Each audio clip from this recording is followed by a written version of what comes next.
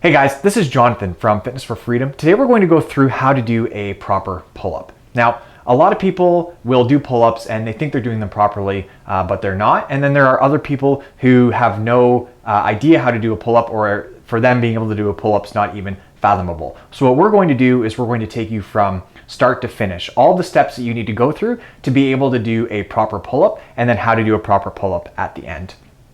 So what I see, or a really common thing that I see, is that people are anteriorly rotated. So their shoulders come forward. And this is really common even from really strong people to really weak people. But what happens is when their shoulders start to roll forward is that your shoulder blade comes forward and all these muscles in your upper back get really long. And usually when they're really long like this all the time, it also means that you have a really hard time contracting them. So as you get older, the more your shoulders come forward, the harder it is for you to squeeze your shoulder blades down and back, which is unfortunate because in order to do a proper pull-up, you need to be able to squeeze your shoulder blades down and back and have really good control over your shoulder blades. So the first step to being able to do a pull-up is to actually just being able to squeeze your shoulder blades down and back without trapping up here. So what a lot of people will do is they'll shrug up like this, and then they'll squeeze their shoulder blades down and back. But really, you're just using your upper trap muscles, and that's one muscle group you probably don't want to use very much, or you'll use them a little bit, but you don't want to use them very much when you're doing a pull-up. You really want to use your lats and your rhomboids, which are the muscles surrounding your shoulder blades. So once you have a really good grasp on how to squeeze your shoulder blades down and back, the next step is to do some sort of a pulling exercise. So my favorite type of pulling exercise to do for people who are learning to squeeze their shoulder blades down and back is the bow and arrow. Okay, because all it requires is a band. You put a good tension on the band, squeeze your shoulder blade down and back first, and then row it in after.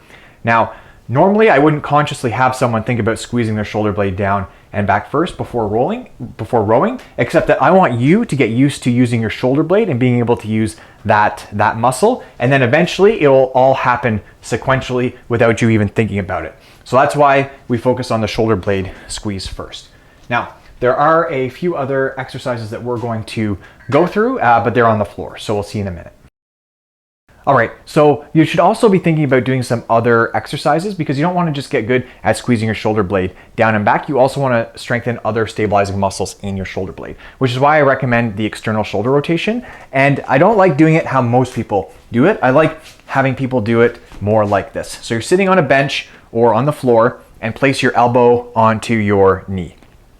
And you take this hand and you can reach it underneath your knee. And I want you to set your shoulder blade down and back as best you can, and then let the weight come forward and squeeze your shoulder blade down and back as you come up. Now, as you're doing this exercise, you should actually be squeezing your shoulder blade down and back the whole time. What happens is, or what I see a lot of people do, is they'll let their shoulder roll forward and then they'll swing their body when they come up. So there should be no movement through your upper body. Everything should be relatively stable, and it should just be your arm that moves, and the rest of your upper back should be relatively stable. So that's a good exercise. This should be part of your rotation. 15 repetitions. Always err on the side of light. When you use a weight that's too heavy for that exercise, you're more likely to cheat. It's the same with this one. So here we have what I call the bat wing. I'm taking this from Dan John. I think it's a really good exercise to strengthen your upper back muscles, as well as it's a great exercise to really work on the movement pattern. What you do is you lay with your chest down on the stability ball, and you're going to keep your palms facing back, and on a slight angle, you're going to squeeze your shoulder blades down and back and lift the weights up off the floor without resting them on the stability ball. And then once they're up, you're going to bring the dumbbells up towards your armpits just a little bit and hold it for about 5 seconds, and then you're going to lower the weight back down, and then you're going right back up again, and then repeating that. So 10 to 12 repetitions of that exercise tends to be a little bit better. It's hard to use the right weight and go much above that rep range. So I hope you found this little section helpful on how to gain control of your shoulder blades. In the next segment, we're going to talk about moving up to doing actual pull-up variations. Okay, so in this segment, we're going to talk about how to do a Vermont or a horizontal pull-up. What I like about this pull-up is that it keeps you in a very neutral position. What I mean by that is that your palms are facing each other so that you're pulling yourself in the most natural way possible. The other thing I like about this is that there are different levels of difficulty that you can do. And the first level is just setting up just like this with your hips up in the air and then doing a pull-up until your chest touches the bar or gets close to the imaginary bar, and then you can lower yourself back down, and then you can go up again. And once you can do maybe 8 to 10 of those, what you can start doing is straight leg Vermont pull-up, okay, which is the exact same way. Now, if you want to get really fancy, you could lift your feet up onto a bench or a ball, but we're just trying to get you into a pull-up. So once you can do about 10 with your legs straight, then you're probably ready to start trying a full pull-up, which we are going to demonstrate in the next segment. Okay, so now that you have the Vermont pull-up mastered and you have good control of the movement of your shoulder blades, you're ready to start doing actual real life pull-ups. So here we have a pull-up bar. It has a neutral grip, underhand grip, overhand grip option. Whenever you're first starting out or first learning how to do pull-ups, I almost always recommend you start with a neutral grip. For the exact same reason you do the neutral grip with the Vermont pull-up, because it's a more natural way for you to move. Now, if you don't have a neutral grip option, because not every pull-up bar does, then I want you to use an underhand grip pull-up when you're first starting out. When you use the underhand grip pull-up, it's just the next most natural way for you to move, and it's a little bit easier than the overhand grip, which is just a bit more challenging. So now, I like for you to use a big heavy band when you do the assisted pull-ups to start. So with the band, and what I like about it so much is that it's one, really stable, okay, to loop it through, and two, it gives you the most help at the bottom where it's going to be the hardest. Now, some people or strength coaches don't like that, but I personally think it's actually really good.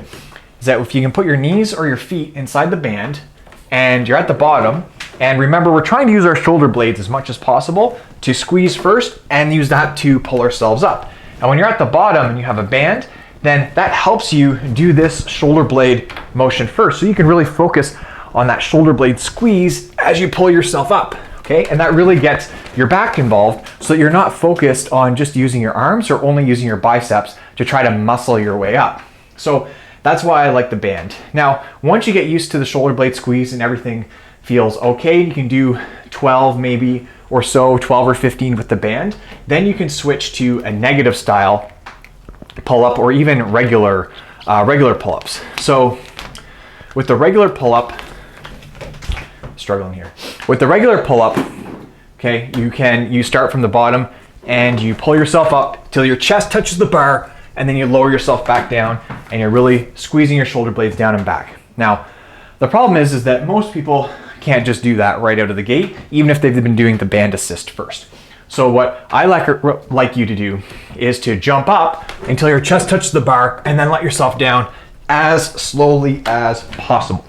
And when you get yourself down as slowly as possible, that overloads the muscle a little bit more and helps you get stronger without actually doing an actual pull-up. And then over time, like every time you do pull-ups during a workout, try to do some without doing a negative and without the band assist. And eventually you'll be able to do 1 or 2, and then that's not necessarily enough for you to get your full workout in. So what we would have you do then is to go to the negative. So then you jump up and then let yourself down as slowly as you can. And then use rest pause to get to 10 or 12. And rest pause are just like mini breaks. So do 5, take a little break, 15 seconds, do 3, a little break, 2, up until you get to 10 or 12. And that's how you build your back to be able to do pull-ups and get really strong and good at doing them. So you get a nice upper back development. So if you found this video helpful, please subscribe to our YouTube channel. We have helpful videos like this every week. If you have any comments or questions, leave them in the box below. Take care, and we'll talk to you next time.